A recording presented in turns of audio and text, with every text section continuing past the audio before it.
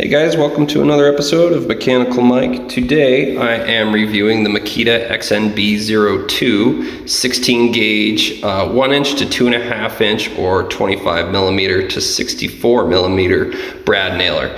So it's a finished nailer. Makita has recently moved a lot of their tool production over to China. Fortunately, this one I got is still made in Japan, so it's a little better quality than some of their newer tools. So I'll just go over some of the key components of it and then I'll get into the review.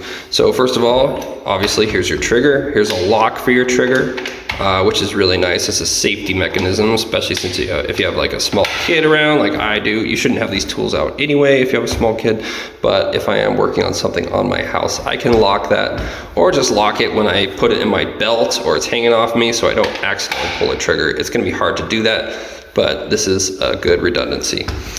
You've got your nail adjustment. So this sets the depth. So you can see the little icon right here. It shows deeper or shallower. So obviously you turn it this way to make it deeper. You turn it that way to make it shallower. And what that does, check my trigger so I don't nail myself. It lets you adjust how deep this sets, so it just puts resistance on that. So shallow is gonna push it out further so that your nail doesn't shoot as deep. So if you have really thin material, that helps protect it from going all the way through the material. So it gives you a really nice fine adjustment. That's worked pretty well. I usually keep it on the deepest setting. For most trim I'm shooting, especially this, I'm shooting through plaster wall into lath and plaster, so deepest setting is definitely necessary for that. I'm currently using 2-inch nails, also known as 50 millimeter, or looks like just under it. So these are millimeters, 40, 50, 64. So you have a little depth gauge, and so you know which size nails you're currently shooting. Here's a quick release. So if you jam a nail, this is a nice setting. It pops right off, it easily opens up. So I can look in there and make sure I don't have a nail stuck in there. Okay, close that up, just like that, latches. Super easy, super simple. I like a lot of Makita features because they are toolless for things like that. So here's a release. If I'm gonna pull the nails out of there, I slide that back, it latches in place. I can push a nail all the way out if I need to get a rack out that's stuck or something, or to put another rack in. So these are straight 16 gauge brad nails. Gonna slide that right in here. You can drop it like that, it'll slide into place. And I push that button, that releases, and now it's locked and loaded and ready to go. This is your auto setting or manual setting for shooting nails. That just allows you to, if I'm shooting, I can, let's see, currently I am in manual mode, and that means I can't hold the trigger before I shoot. It only lets me shoot one at a time, so I have to press it down, pull the trigger, and then it shoots. Automatic mode, or multi-nail mode, I can hold the trigger first.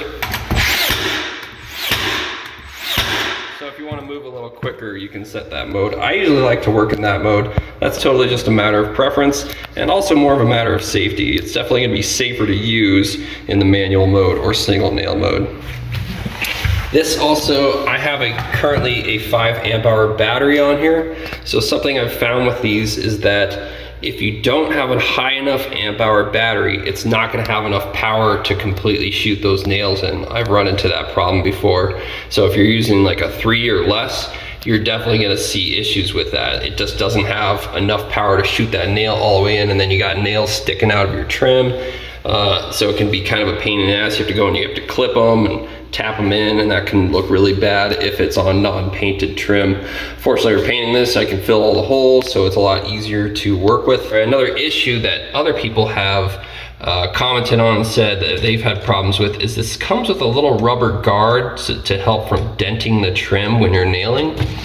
And that has caused nails to not shoot in all the way for some people. And I did run into that with the previous model. I bought a remanufactured model first, and I had a lot of issues with that. and it just had a lot of issues with it not nailing all the way. It was having some kind of defect. So I sold that one. I bought a brand new one, and it's been working great. I did lose the rubber grommet. It shoots way better without it, so I would suggest getting rid of that if you have your own. You have a little belt holder clip, which when it comes in the package is separate from the gun because you can put it on either side. So if you like to hang it on your left side or right, you can move it to either side of the gun. So I can hang that on my belt just like that. So I can set a piece of trim in place, or I'm on a ladder especially, it helps. And then I can pull that, bring up the nailer, shoot it, hang it back on my belt loop, and it's good to go. So in a nutshell, that's it. I've had this one for about 1 year. I've had this same battery to do this entire room, all the trim, all the baseboard, door trim, closet trim, and I'll probably be able to finish out the rest of the closet using this nailer on that one battery. So I think I currently have, let me check, I still have most of my battery life, so I'll easily get through one whole job using one battery. So overall, it's a great nailer. I love it. It's pretty heavy. It's a little bulky, so if you're trying to get in tight spaces, it can be a pain, but I haven't really run into too much issue. It's nice to just show up, walk in, and start nailing. You don't have to set up a compressor or hoses or anything. But overall, I'd say out of 5 stars, I give it a 4. So I'm gonna just go and cut a piece, and then I'm gonna show you how it nails, just so you can kind of watch it in action. Okay, so I currently have this on the deepest setting on here. Shoot my nails all the way in, just because I'm using 3/4 trim, and it's gonna seat well in there, and they'll dip in a little bit. Doesn't necessarily have to be. Right now I'm just using MDF particle board trim. I actually prefer using this kind of trim over wood because it doesn't warp. It's very straight. It's not going to crack or anything over time. It holds up pretty well. The only downside of it is that if it gets wet, it swells. But I prefer MDF, and it's cheaper as well, unless a customer specifically asks for wood trim. Especially if it's being painted, there's not really any sense in wasting the money on that. So here I am, I've got this piece set, and I just got a 1/4 inch reveal here. So deepest setting, going all the way in, and there you go. So it really doesn't leave any mark on the material aside from the nail going in, which is easy to fill with a small spatula. MDF does kind of tear a little bit around those edges when you shoot a nail, which is fine because we'll fill that all in and then paint over it. Obviously you wouldn't be using MDF if you're not planning to paint it, but it does shoot into wood a little bit better. I'll give you a comparison when I go outside. Okay, so I've got a couple different examples of different thickness wood. So I've just got a shim here I'm going to use, and then I've got some 3/4 door jamb, and I've got 1.5 inch 2x4. So we'll just start with a 2x4. I'm shooting a 2-inch nail. So that went right through pretty easily.